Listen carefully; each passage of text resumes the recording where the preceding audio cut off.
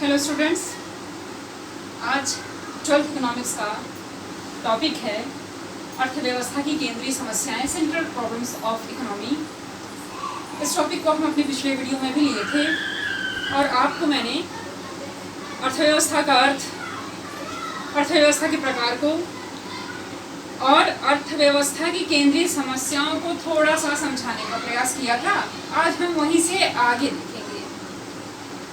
अर्थव्यवस्था की ये कुछ केंद्रीय समस्याएं हैं। चाहे दुनिया के, विश्व के कोई भी अर्थव्यवस्था हो, किसी भी देश की, चाहे कोई भी आर्थिक प्रणाली अपनाई गई हो, इन समस्याओं का सामना हर आर्थिक प्रणाली में प्रत्येक देश को करना होता है।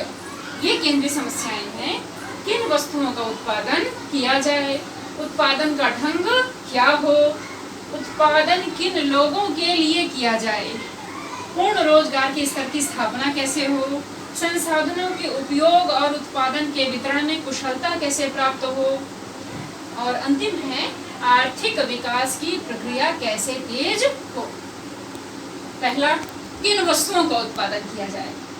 तो स्टूडेंट्स, हर देश में जो संसाधन होते हैं उत्पादन के लिए वो सीमित होते हैं और सीमित साधनों में ही हर देश को उत्पादन करने का निर्णय लेना होता है कि वह अपने देश में उपलब्ध संसाधनों से किन वस्तुओं का उत्पादन कर सकता है।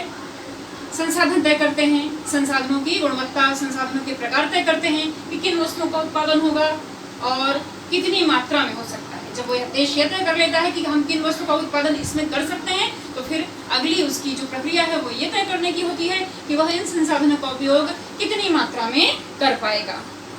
फिर इसके पश्चात उत्पादन का ढंग क्या हो, ढंग, तरीका, सिस्टम क्या होगा। ढंग दो ही होते हैं अर्थव्यवस्था में उत्पादन करने की, दो ही तकनीक है, तकनीक कहते हैं ढंग। दो ही तकनीक होती हैं, एक होती है श्रम गहन तकनीक, एक होती है पूंजी गहन तकनीक। श्रम गहन तकनीक जिसमें उत्पादन का अधिकतम कार्य श्रमिकों द्वारा हाथों से किया जाता है, शारीरिक श्रम से किया जाता है। और उत्पादन करने की दूसरी तकनीक पूंजी गहन तकनीक है जिसमें उत्पादन का अधिकतम कार्य मशीनों द्वारा कराया जाता है। अब अगर अर्थव्यवस्था सुदृढ़ है, पर्याप्त पूंजी है, पूंजी की दरें, पूंजी की कीमतें सस्ती हैं, तो पूंजी गहन तकनीक अपनाई जाएगी, यानी मशीनों का प्रयोग किया जाएगा।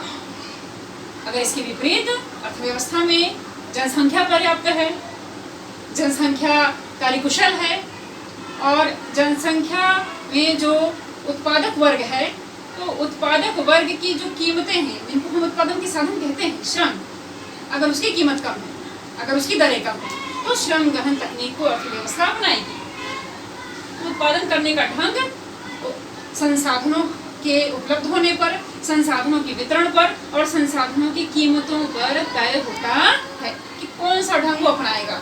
जो सस्ता होगा, जिसकी दर सस्ती होगी, अर्थव्यवस्था में उसी को अपना लिया जाएगा। क्योंकि लाभ किसी भी अर्थव्यवस्था में तभी होता है जब कम कीमत पर अधिकतम उत्पादन हो, कम लागत पर, कम से कम लागत पर अधिकांश उत्पादन किया जा सके। फिर है उत्पादन किन लोगों के लिए किया जाए।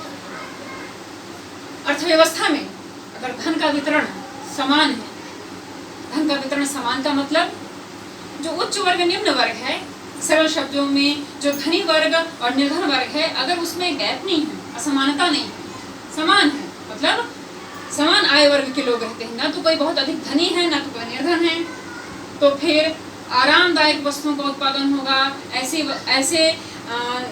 वस्तुओं का उत्पादन होगा जिसको ये सब ले सकें, क्योंकि आय ही यह तय करती है कि किन वस्तुओं का हम उत्पादन करें।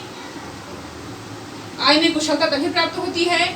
और अगर आय का वितरण असमान है, असमान मतलब धनी और निर्धन वर्ग में आय की गैपिंग बहुत है, धन कुछ लोगों के हाथों में केंद्रित है, तो निश्चित है कि मांग को वही प्रभावित करेंगे, यानी अधिकतम वस्तुओं की मांग वही करेंगे, तो फिर विलासिता, महंगे और शौकीन वस्तुओं का उत्पादन होता है।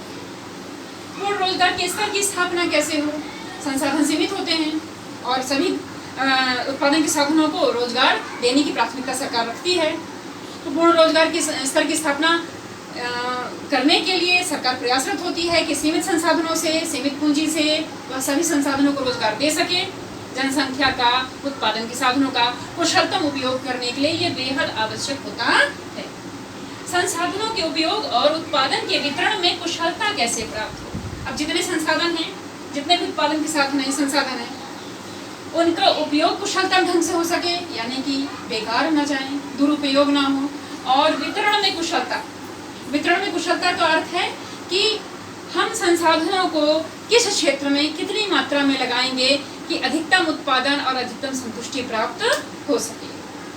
आर्थिक विकास की प्रक्रिया, अब आर्थिक प्रणाली कोई भी हो, इन समस्याओं का निपटारा चाहे किसी भी तरीके से किया जाए, अलग अलग अर्थव्यवस्थाओं में हर अर्थव्यवस्था अपनी आर्थिक विकास की प्रक्रिया को तेज करने का, अधिकतम रखने का प्रयास करता है ताकि अर्थव्यवस्था पूर्ण विकसित बन सके।